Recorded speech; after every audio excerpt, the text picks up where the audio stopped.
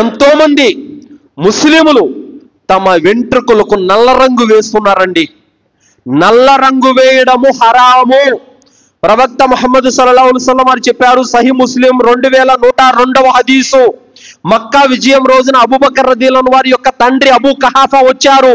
ఆయన వెంట్రుకలు గడ్డము అంత తెల్లగా నెరిసిపోయింది. ప్రవక్త సల్లల్లాహు అలైహి వసల్లం వారు అన్నారు, ఈయన గడ్డానికి తలకు గోరింటాకు తగిలించండి, నల్ల రంగు మాత్రం వెయ్యొద్దు, ఇది హరాం అన్నారు ప్రవక్త గారు. మరి ఈరోజు చాలా మంది నల్ల రంగు ఇస్లాంలో హరాం, ఏదైతే బయట దొరుకుతాయో వెంట్రుకలు నల్లగా మార్చడం అనేది ఇది హరాం. బంగారు వేసుకోవడం ఏ విధంగా హరామో నల్ల రంగు వేసుకోవడం కూడా హరామే.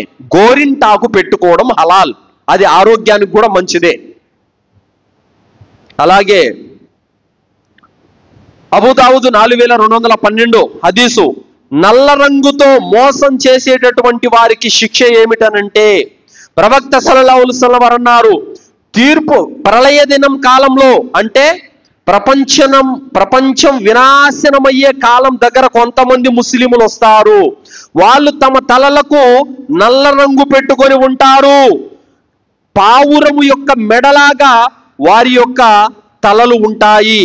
మరియు అలాంటి వారు స్వర్గం యొక్క వాసనను కూడా చూడలేరు అని చెప్పారు.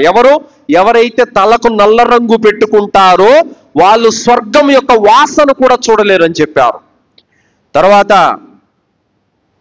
ఈ నల్ల రంగు పెట్టుకోవడం అనేది మోసం అన్నారు. మోసం అంటే ఇప్పుడు ఒక వ్యక్తికి 70 ఏళ్ళు ఉంటాయి, నల్ల రంగు పెట్టుకొని కవర్ చేసుకుంటాడు. ప్రజలు ఏమనుకుంటారు, అతన్ని ఏ కుర్రోడు అనుకుంటారు. ఇది మోసం అన్నారు, ఇది అబద్ధం అన్నారు. కావున ఈ మోసం, ఈ అబద్ధం అనేది ఆ విధంతో కూడుకున్న ఈ నల్ల రంగు పెట్టుకోవడము ఇస్లాంలో హరాము.